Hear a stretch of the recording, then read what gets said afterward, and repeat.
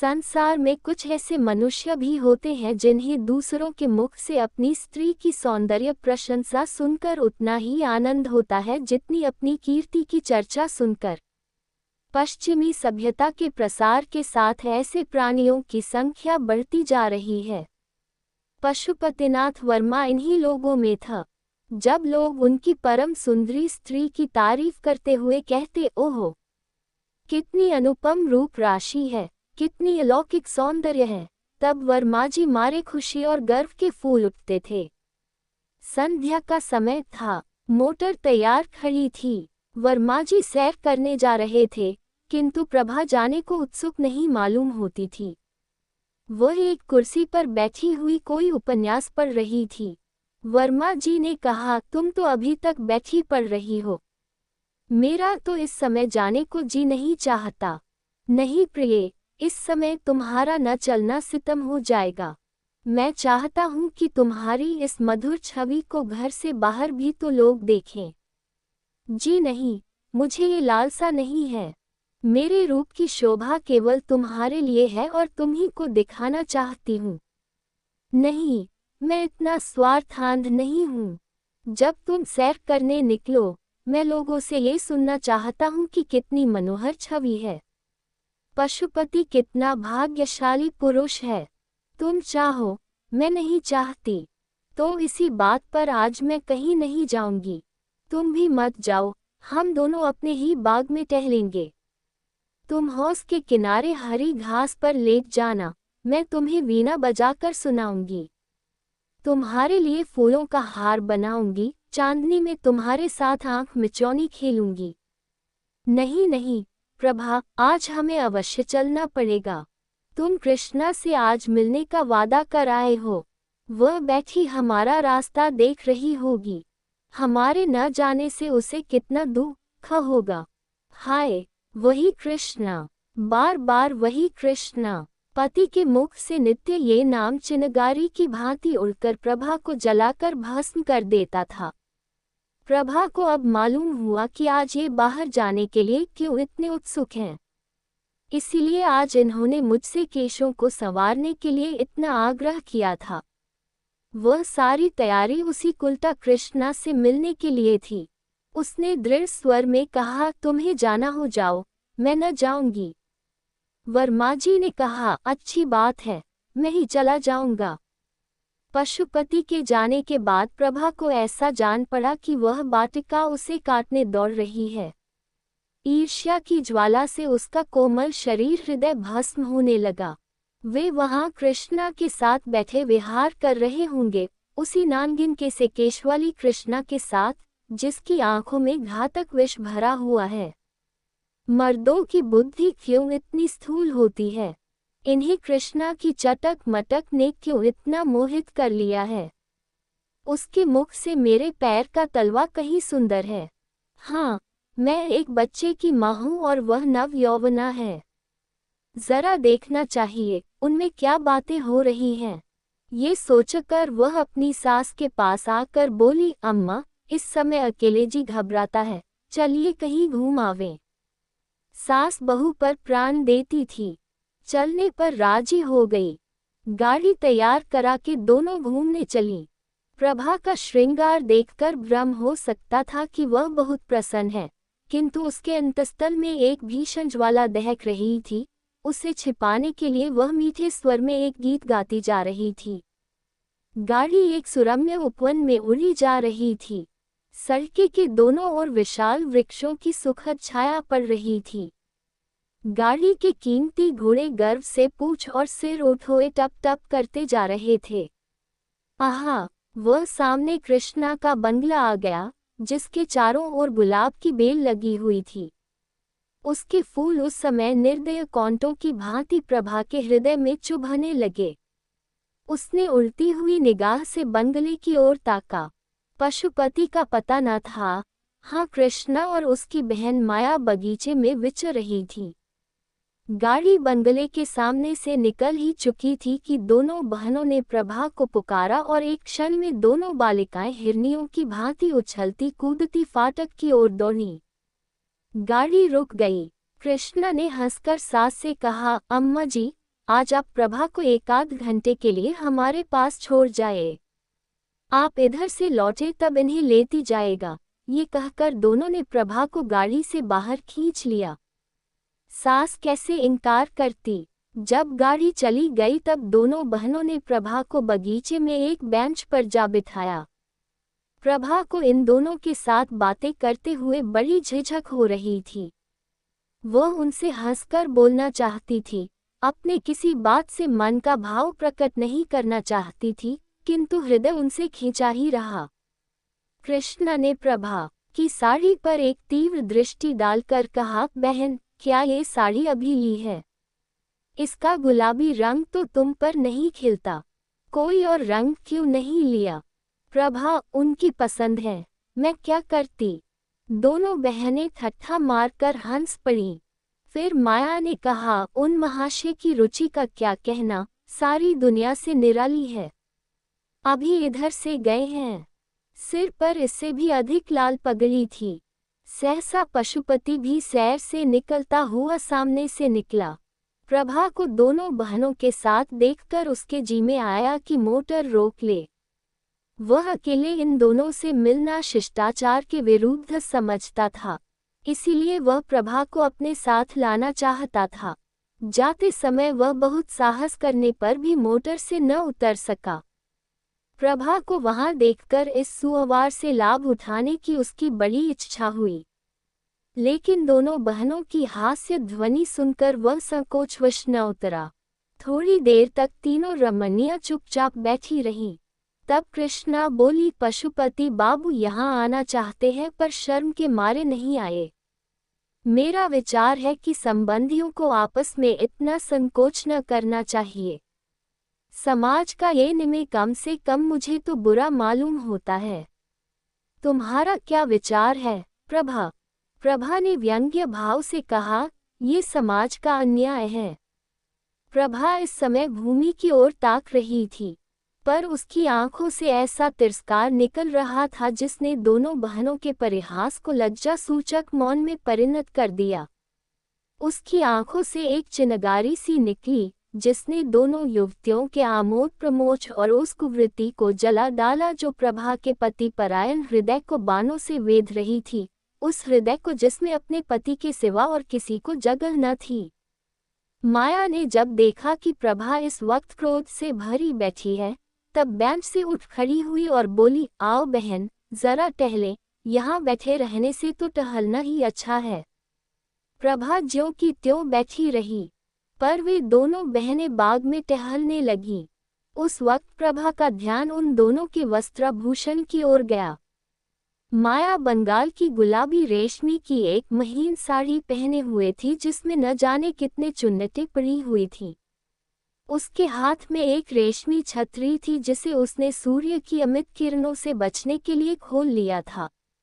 कृष्णा के वस्त्र भी वैसे ही थे। हाँ, उसकी साड़ी पीले रंग की थी और उसके घूंघर वाले बाल साड़ी के नीचे से निकलकर माथे और गालों पर लहरा रहे थे। प्रभा ने एक ही निगाह से ताड़ लिया कि इन दोनों युवतियों में किसी को उसके पति से प्रेम नहीं है। केवल आमोद लिप्सा के वशीभूत होकर यह स्वयं बदनाम होंगी और उसके सरल हृदय पति को भी बदनाम कर देंगी। उसने ठान लिया कि मैं अपने भ्रम को इन विषाक्त पुष्पों से बचाऊंगी और चाहे जो कुछ हो उसे इनके ऊपर मंडराने न दूंगी, क्योंकि यहाँ केवल रूप और बास है, रस का नाम नहीं। प्रभा अपने घर लौटते ही उस कमरे में गई। उसकी लड़की शांति अपनी दाई की गोद में खेल रही थी। अपनी नन्ही जीती जागती गुड़िया की सूरत देखते ही प्रभा की आंखें सजल हो गई। उसने मातस्त्रेय से विभोर होकर बालिका को गोद में उठा लिया, मानो किसी भयंकर पशु से उसकी रक्षा कर रही है। उस दुस्सह वेदना की दशा में उसके मुंह से यह शब्द निकला, गए बच्ची, तेरे बाप को लोग तुझसे छीनना चाहते हैं। हाय, तू क्या अनाथ हो जाएगी? नहीं नहीं, अगर मेरा बस चलेगा तो मैं इन निर्बल हाथों से उन्हें बचाऊंगी। आज से प्रभा विषादमय भावनाओं में मग्न रहने लगी। आने वाली विपत्ति की कल्पना करके कभी कभी भयातुर होकर चिल्ला पड़ती, उसकी आंखों में उस विपत्ति की तस्वीर खींच जाती जो उसकी ओर कदम बढ़ाए चली आती थी, पर उस बालिका की तोतली बातें और उसकी आंखों की निशंक ज्योति प्रभा के विकल हृदय को शांत कर देती। वह लड़की को गोद में उठा लेती और वह मधुर हास्य छवि जो बालिका के पतले पतले गुलाबी ओठों पर खेलती होती, प्रभा की सारी शंकाओं और बाधाओं को छिन्न भिन्न कर देती। उन विश्वासमय नेत्रों में आशा का प्रकाश उसे आश्वस्त कर देता। हाँ, अभागिनी प्रभा, तू क्या जानती है क्या होने वाला है? ग्रीष्मकाल की चांदनी रात थी। सप्तमी का चांद प्रकृति पर अपना मन शीतल प्रकाश डाल रहा था। पशुपति मौलसिरी की एक डाली हाथ से पकड़े और तने से चिपटा हुआ माया के कमरे की ओर टकटकी लगाए ताक रहा था। कमरे का द्वार खुला हुआ था और शांत निशा में रेशमी साड़ियों की सरसराहट के साथ दो रमणियों की मधुर हास्य ध्वनि मिलकर पशुपति के कानों तक पहुँचते पहुँचते आकाश में विलीन हो जाती थी। एकाएक दोनों बहनें कमरे से निकली और उसी ओर चली जहां पशुपति खड़ा था। जब दोनों उस वृक्ष के पास पहुंची तब पशुपति की परछाई देखकर कृष्णा चौंक पड़ी और बोली, है बहन, यह क्या है? पशुपति वृक्ष के नीचे से आकर सामने खड़ा हो गया। कृष्णा उन्हें पहचान गई और कठोर स्वर में बोली, आप यहाँ क्या करते हैं? बतलाए, यहाँ आपका क्या काम है? बोलिए जल्दी। पशुपति की सिट्टब पिट्टी गुम हो गई। इस अवसर के लिए उसने जो प्रेम वाक्य रटे थे वे सब विस्मृत हो गए। सशंक होकर बोला, कुछ नहीं प्रिय, आज संध्या समय जब मैं आपके मकान के सामने से आ रहा था तब मैंने आपको अपनी बहन से कहते सुना कि आज रात को आप इस वृक्ष के नीचे बैठकर चांदनी का आनंद उठाएंगी। मैं भी आपसे कुछ कहने के लिए, आपके चरणों पर अपना समर्पित करने के लिए। ये सुनते ही कृष्णा की आंखों से चंचल ज्वाला सी निकली और उसके ओठों पर व्यंग्यपूर्ण हास्य की झलक दिखाई दी। बोली, महाशय, आप तो आज एक विचित्र अभिनय करने लगे। कृपा करके पैरों पर से उठिए और जो कुछ कहना चाहते हो जल्द कह डालिए और जितने आंसू गिराने हों 1 सेकंड में गिरा दीजिए। मैं रुक रुक कर और घिघिया घिघिया कर बातें करने वालों को पसंद नहीं करती।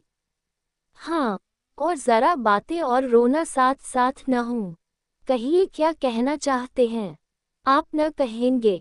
लीजिए, समय बीत गया, मैं जाती हूँ। कृष्णा वहां से चल दी। माया भी उसके साथ ही चली गई। पशुपति एक क्षण तक वहां खड़ा रहा, फिर वह भी उनके पीछे पीछे चला। मानो वह सुई है जो चुंबक के आकर्षण से आप ही आप खींचा चला जाता है। सहसा कृष्णा रुक गई और बोली, सुनिए पशुपति बाबू, आज संध्या समय प्रभा की बातों से मालूम हो गया कि उन्हें आपका और मेरा मिलना जुलना बिल्कुल नहीं भाता। पशुपति, प्रभा की तो आप चर्चा ही छोड़ दीजिए। कृष्णा, क्यों छोड़ दूं? क्या वह आपकी स्त्री नहीं है? आप इस समय उसे घर में अकेली छोड़कर मुझसे क्या कहने के लिए आए हैं? यही कि उसकी चर्चा न करूं? पशुपति, जी नहीं, ये कहने के लिए कि अब वह विरहाग्नि नहीं सही जाती। कृष्णा ने ठट्ठा मारकर कहा, आप तो इस कला में बहुत निपुण जान पड़ते हैं। प्रेम, समर्पण, विरहाग्नि, ये शब्द आपने कहाँ सीखे? पशुपति, कृष्णा, मुझे तुमसे इतना प्रेम है कि मैं पागल हो गया हूँ। कृष्णा, तुम्हें प्रभा से क्यों प्रेम नहीं है? पशुपति, मैं तो तुम्हारा उपासक हूँ। कृष्णा, लेकिन ये क्यों भूल जाते हो कि तुम प्रभा के स्वामी हो? पशुपति, तुम्हारा तो दास हूँ। कृष्णा, मैं ऐसी बातें नहीं सुनना चाहती।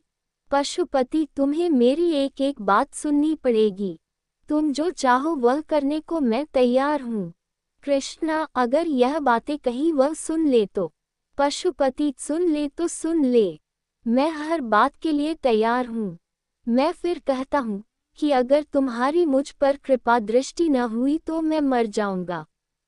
कृष्णा, तुम्हें ये बात करते समय अपनी पत्नी का ध्यान नहीं आता? पशुपति, मैं उसका पति नहीं होना चाहता। मैं तो तुम्हारा दास होने के लिए बनाया गया हूँ। वह सुगंध जो इस समय तुम्हारी गुलाबी साड़ी से निकल रही है, मेरी जान है।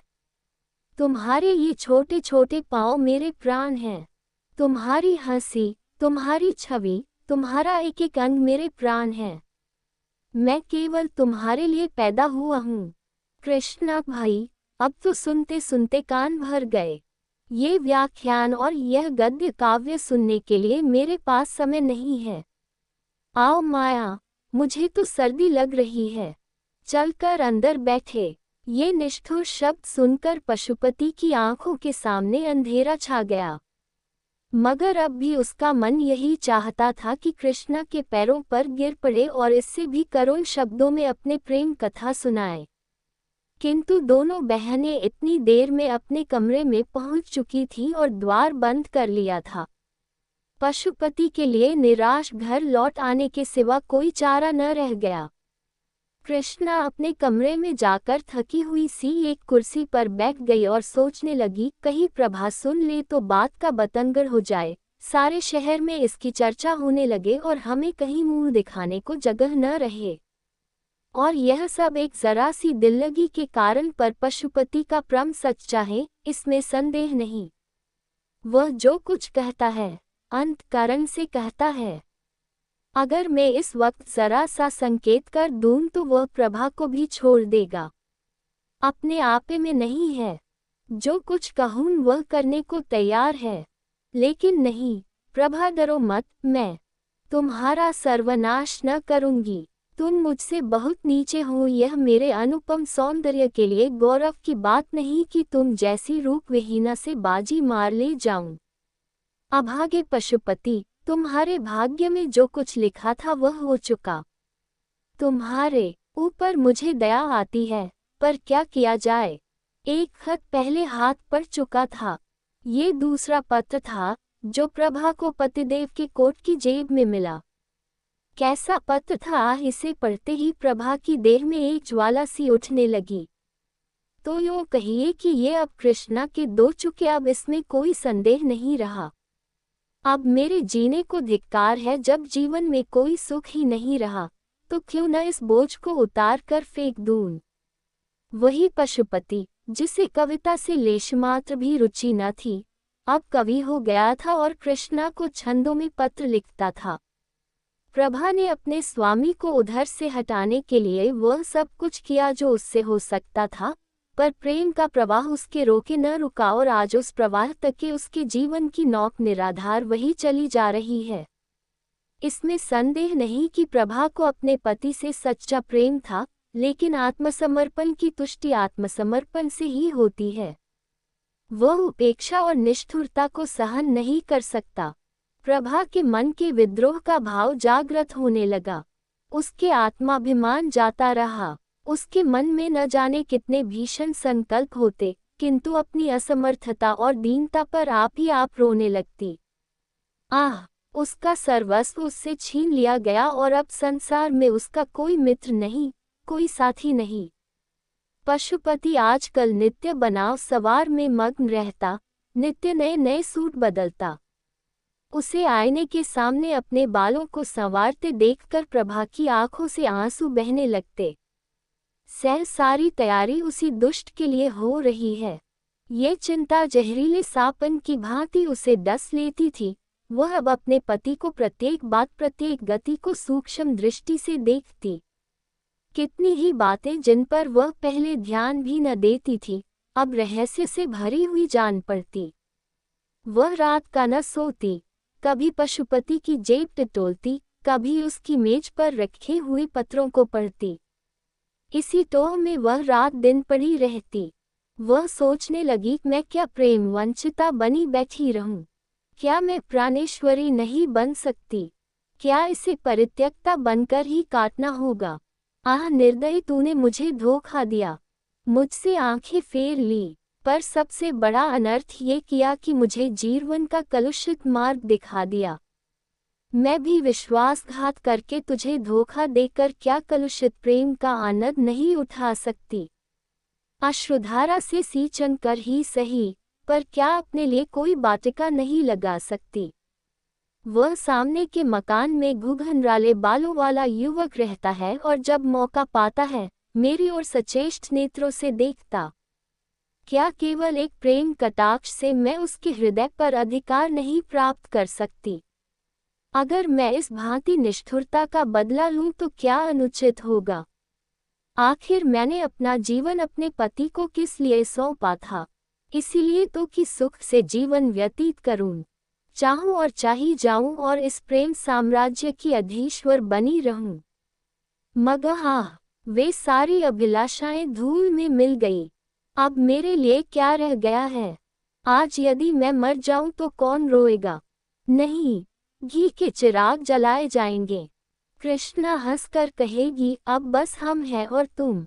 हमारे बीच में कोई बाधा, कोई कंटक नहीं है। आखिर प्रभा इन कलुषित भावनाओं के प्रवाह में बह चली। उसके हृदय में रातों को, निद्रा और आश्वहीन रातों को बड़े प्रबल वेग से ये तूफान उठने लगा। प्रेम तो अब किसी अन्य पुरुष के साथ कर सकती थी। ये व्यापार तो जीवन में केवल एक ही बार होता है। लेकिन वह प्राणेश्वरी अवश्य बन सकती थी और उसके लिए एक मधुर मुस्कान, एक बांकी निगाह काफी थी।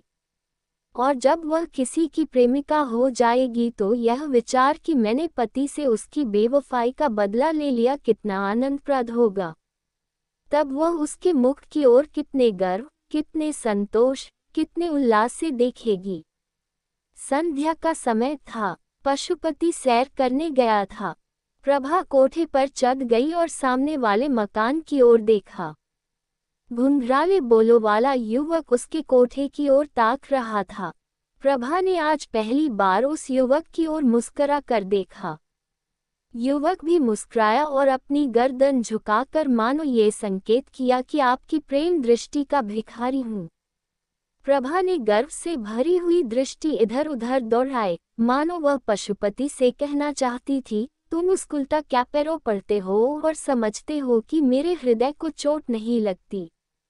लो तुम भी देखो और अपने हृदय पर चोट न लगने दो। तुम उसे प्यार करो, मैं भी इससे हंसू बोलूं। क्यों? यह अच्छा नहीं लगता? इस दृश्य को शांत चित्त से नहीं देख सकते? क्यों रक्त खौलने लगता है? मैं वही तो कह रही हूँ जो तुम कर रहे हो। यदि पशुपति को ज्ञात हो जाता कि मेरी निष्ठुरता ने इस सती के हृदय की कितनी काया पलट कर दी है तो क्या उसे अपने कृत्य पर पश्चाताप न होता? क्या वह अपने किए पर लज्जित न होता? प्रभा ने उस युवक से इशारे में कहा, आज हम और तुम पूर्व वाले मैदान में मिलेंगे और कोठे के नीचे उतर आई। प्रभा के हृदय में इस समय एक वही उत्सुकता थी जिसमें प्रतिकार का आनंद मिश्रित था।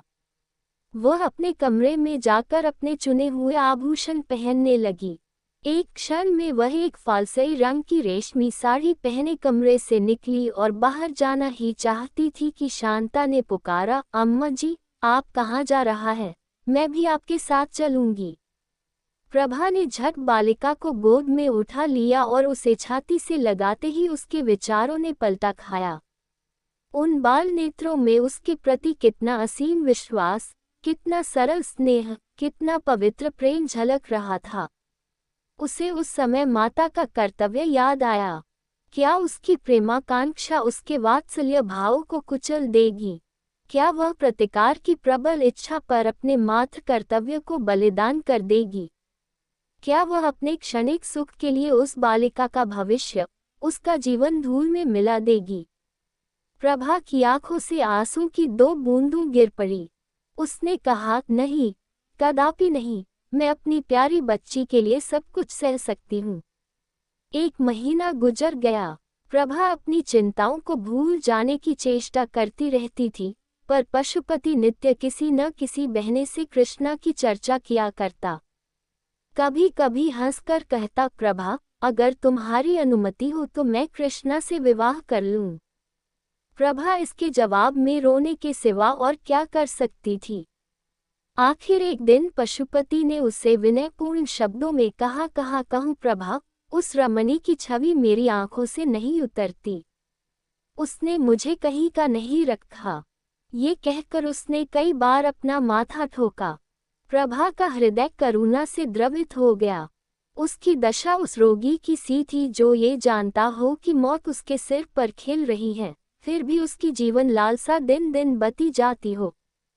प्रभा इन सारी बातों पर भी अपने पति से प्रेम करती थी और स्त्री सुलभ स्वभाव के अनुसार कोई बहाना खोजती थी कि उसके अपराधों को भूल जाए और उसे क्षमा कर दे। एक दिन पशुपति बड़ी रात गए घर आया और रात भर नींद में कृष्णा कृष्णा कहकर बर्राता रहा। प्रभा ने अपने प्रियतम का यह आर्तनाद सुना और सारी रात चुपके रोया की, बस रोया की। प्रातःकाल वह पशुपति के लिए दूध का प्याला लिए खड़ी थी कि वह उसके पैरों पर गिर पड़ा और बोला, प्रभा, मेरी तुमसे एक विनय है, तुम ही मेरी रक्षा कर सकती हो, नहीं मैं मर जाऊंगा। मैं जानता हूं कि यह सुनकर तुम्हें बहुत कष्ट होगा, लेकिन मुझ पर दया करो। मैं तुम्हारी इस कृपा को कभी न भूलूंगा, मुझ पर दया करो। प्रभा कांपने लगी। पशुपति क्या कहना चाहता है यह उसका दिल साफ बता रहा था। फिर भी वह भयभीत होकर पीछे हट गई और दूध का प्याला मेज पर रखकर अपने पीले मुख को कांपते हुए हाथों से छिपा लिया। पशुपति ने फिर भी सब कुछ ही कह डाला। लाल साग्नि अब अंदर न रह सकती थी, उसकी ज्वाला बाहर निकल ही पड़ी। तात्पर्य यह था कि पशुपति ने कृष्णा के साथ विवाह करना निश्चय कर लिया था। वह उसे दूसरे घर में रखेगा और प्रभा के यहाँ 2 रात और 1 रात उसके यहाँ रहेगा। ये बातें सुनकर प्रभा रोई नहीं, वरन स्तंभित होकर खड़ी रह गई। उसे ऐसा मालूम हुआ कि उसके गले में कोई चीज अटकी हुई है और वह सांस नहीं ले सकती। पशुपति ने फिर कहा, प्रभा, तुम नहीं जानती कि जितना प्रेम तुमसे मुझे आज है उतना पहले कभी नहीं था। मैं तुमसे अलग नहीं हो सकता। मैं जीवन पर्यंत तुम्हें इसी भांति प्यार करता रहूंगा, पर कृष्णा मुझे मार डालेगी। केवल तुम ही मेरी रक्षा कर सकती हो, मुझे उसके हाथ मत छोड़ो। प्रिय अभागिनी प्रभा, तुझसे पूछ कर तेरी गर्दन पर छुरी चलाई जा रही है। तू गर्दन झुका देगी या आत्मगौरव से सिर उठाकर कहेगी, मैं ये नीच प्रस्ताव नहीं सुन सकती। प्रभा ने इन बातों में एक भी न की। वह अचेत होकर भूमि पर गिर पड़ी। जब होश आया, कहने लगी, बहुत अच्छा, जैसी तुम्हारी इच्छा, लेकिन मुझे छोड़ दो, मैं अपनी माँ के घर जाऊंगी, मेरी शांता मुझे दे दो। ये कहकर वह रोती हुई वहां से शांता को लेने चली गई और उसे गोद में लेकर कमरे से बाहर निकली। पशुपति लज्जा और ग्लानि से सिर झुकाए उसके पीछे पीछे आता रहा और कहता रहा, जैसी तुम्हारी इच्छा हो प्रभा, वह करो, और मैं क्या कहूँ, किंतु मेरी प्यारी प्रभा, वादा करो कि तुम मुझे क्षमा कर दोगी। किंतु प्रभा ने उसको कुछ जवाब न दिया और बराबर द्वार की ओर चलती रही। तब पशुपति ने आगे बढ़कर उसे कर लिया और उसके मुरझाए हुए पर अश्रु सिंचित कपोलों को चूम चूम कर कहने लगा, प्रिय, मुझे भूल न जाना, तुम्हारी याद मेरे हृदय में सदैव बनी रहेगी। अपनी अंगूठी मुझे देती जाओ, मैं उसे तुम्हारी निशानी समझकर रखूंगा और उसे हृदय से लगाकर इस दाह को शीतल करूंगा। ईश्वर के लिए प्रभा, मुझे छोड़ना मत, मुझसे नाराज न होना। 1 सप्ताह के लिए अपनी माता के पास जाकर रहो, फिर मैं तुम्हें जाकर लाऊंगा। प्रभा ने पशुपति के करपाश से अपने को छुड़ा लिया और अपनी लड़की का हाथ पकड़े हुए गाड़ी की ओर चली। उसने पशुपति को न कोई उत्तर दिया और न ये सुना कि वह क्या कर रहा है।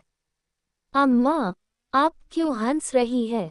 कुछ तो नहीं बेटी, वह पीले पीले पुराने कागज तुम्हारे हाथ में क्या हैं? ये उस रेल के पुर्जे हैं जो वापस नहीं मिला। ये तो पुराने खत मालूम होते हैं। नहीं बेटी, बात ये थी कि प्रभा अपनी 14 वर्ष की युवती पुत्री के सामने सत्य का पर्दा नहीं खोलना चाहती थी। हाँ, वे कागज वास्तव में एक ऐसे कर्ज के पुर्जे थे जो वापस नहीं मिला। ये वही पुराने पत्र थे जो आज एक किताब में रखे हुए मिले थे और ऐसे फूल की पसलियां की भांति दिखाई देते थे जिनका रंग और गंध किताब में रखे उड़ गई हो, तथापि वे सुख के दिनों को याद दिला रहे थे और इस कारण प्रभा की दृष्टि में वे बहुमूल्य थे। शांता समझ गई कि अम्मा कोई ऐसा काम कर रही है जिसकी खबर मुझे नहीं करना चाहती, और इस बात से प्रसन्न होकर कि मेरी दुखी माता आज अपना शोक भूल गई है और जितनी देर तक वह इस आनंद में मग्न रहे उतना ही अच्छा है, एक बहाने से बाहर चली गई। प्रभा जब कमरे में अकेली रह गई तब उसने पत्रों का फिर पढ़ना शुरू किया। आह, इन 14 वर्षों में क्या कुछ नहीं हो गया। इस समय उस विरहनी के हृदय में कितनी ही पूर्व स्मृतियां जागृत हो गई, जिन्होंने हर्ष और शोक के स्रोत एक साथ ही खोल दिए। प्रभा के चले जाने के बाद पशुपति ने बहुत चाहा कि कृष्णा से उसका विवाह हो जाए, पर वह राजी न हुई। इसी नैराश्य और क्रोध की दशा में पशुपति एक कंपनी का एजेंट होकर यूरोप चला गया। तब फिर उसे प्रभा की याद आई। कुछ दिनों तक उसके पास से क्षमा प्रार्थना पूर्ण पत्र आते रहे, जिनमें वह बहुत जल्द घर आकर प्रभा से मिलने के वादे करता रहा और प्रेम के इस नए प्रवाह में पुरानी कटुताओं को जलमग्न कर देने के आशा में स्वप्न देखता रहा। पति परायणा प्रभा के संतप्त हृदय में फिर आशा की हरियाली लहराने लगी। मुरझाई हुई आशा लताएं फिर पल्लवित होने लगी। किंतु ये भी भाग्य की एक क्रीड़ा ही थी। थोड़े ही दिनों में रसिक पशुपति एक नए प्रेम जाल में फंस गया और तब से उसके पत्र आने बंद हो गए। इस वक्त प्रभा के हाथ में वही पत्र थे जो उसके पति ने यूरोप से उस समय भेजे थे जब नैराश्य का घाव हरा था। कितनी चिकनी चुपड़ी बातें थी, कैसे कैसे दिल खुश करने वाले वादे थे। इसके बाद ही मालूम हुआ कि पशुपति ने एक अंग्रेज लड़की से विवाह कर लिया है। प्रभा पर वज्र सा गिर पड़ा, उसके हृदय के टुकड़े हो गए, सारी आशाओं पर पानी फिर गया। उसका निर्बल शरीर इस आघात का सहन न कर सका। उसे ज्वर आने लगा और किसी को उसके जीवन की आशा न रही। वह स्वयं मृत्यु की अभिलाषिनी थी और मालूम भी होता था कि मौत किसी सर्प की भांति उसकी देह से लिपट गई है, लेकिन बुलने से मौत भी नहीं आती। ज्वर शांत हो गया और प्रभा फिर वही आशावे विहीन जीवन व्यतीत करने लगी। एक दिन प्रभा ने सुना कि पशुपति यूरोप से लौट आया है और वही यूरोपीय स्त्री उसके साथ नहीं है, बल्कि उसके लौटने का कारण वही स्त्री हुई है। वह औरत 12 साल तक उसकी सहयोगिनी रही, पर एक दिन एक अंग्रेज युवक के साथ भाग गई। इस भीषण और अत्यंत कठोर आघात ने पशुपति की कमर तोड़ दी। वह नौकरी छोड़कर घर चला आया। अब उसकी सूरत इतनी बदल गई थी, उसके मित्र लोग उससे बाजार में मिलते तो उसे पहचान न सकते थे। मालूम होता था कोई बूढ़ा कमर झुकाए चला जाता है। उसके बाल तक सफेद हो गए। घर आकर पशुपति ने एक दिन शांता को बुला भेजा। इस तरह शांता उसके घर आने जाने लगी। वह अपने पिता की दशा देखकर मन ही मन कुढ़ती थी। इसी बीच में शांता के विवाह के संदेश आने लगे, लेकिन प्रभा को अपने वैवाहिक जीवन में जो अनुभव हुआ था वह उसे इन संदेशों को लौटने पर मजबूर करता था।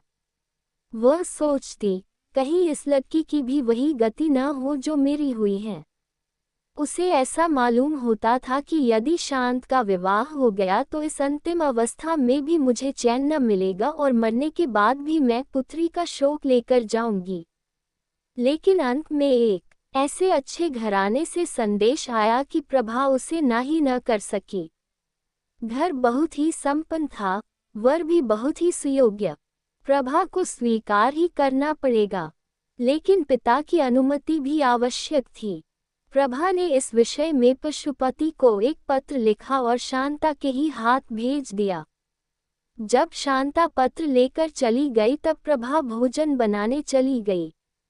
भांति भांति की अमंगल कल्पनाएं उसके मन में आने लगी और चूल्हे से निकलते धुएं में उसे एक चित्र सा दिखाई दिया कि शांता के पतले पतले होंठ सूखे हुए हैं और वह कांप रही है, और जिस तरह प्रभा पतिगृह से आकर माता की गोद में गिर गई थी उसी तरह शांता भी आकर माता की गोद में गिर पड़ी है। पशुपति ने प्रभा का पत्र पढ़ा तो उसे चुप सी लग गई। उसने अपना सिगरेट जलाया और जोर जोर कश खींचने लगा। फिर वह उठ खड़ा हुआ और कमरे में टहलने लगा। कभी मूंछों को दांतों से काटता कि खिचड़ी दाढ़ी को नीचे की ओर खींचता। सहसा वह शांता के पास आकर खड़ा हो गया और कांपते हुए स्वर में बोला, बेटी, जिस घर को तेरी माँ स्वीकार करती हो उसे मैं कैसे नहीं कर सकता हूँ। उन्होंने बहुत सोच समझकर हामी भरी होगी। ईश्वर करे तुम सदा सौभाग्ययुती रहो। मुझे दुख है तो इतना ही कि जब तू अपने घर चली जाएगी तब तेरी माता अकेली रह जाएगी। कोई उसके आंसू पोंछने वाला न रहेगा। कोई ऐसा उपाय सोच कि तेरी माता का क्लेश दूर हो और मैं भी इस तरह मारा मारा न फिरूं। ऐसा उपाय तू ही निकाल सकती है। संभव है लज्जा और संकोच के कारण मैं अपने हृदय की बात तुझसे कभी न कह सकता, लेकिन अब तू जा रही है और मुझे संकोच का त्याग करने के सिवा कोई उपाय नहीं है। तेरी माँ तुझे प्यार करती है और तेरा अनुरोध कभी न टालेगी। मेरी दशा जो तू अपनी आंखों से देख रही है यही उनसे कह देना। जा, तेरा सौभाग्य अमर हो। शांता रोती हुई पिता की छाती से लिपट गई और यह समय से पहले बूढ़ा हो जाने वाला मनुष्य अपनी दुर्वासनाओं का दंड भोगने के बाद पश्चाताप और ग्लानि के आंसू बहा बहाकर शांता का केश राशि को भिगोने लगा। पतिप्रायणा प्रभा क्या शांता का अनुरोध टाल सकती थी। इस प्रेम सूत्र ने दोनों भग्न हृदय को सदैव के लिए मिला दिया।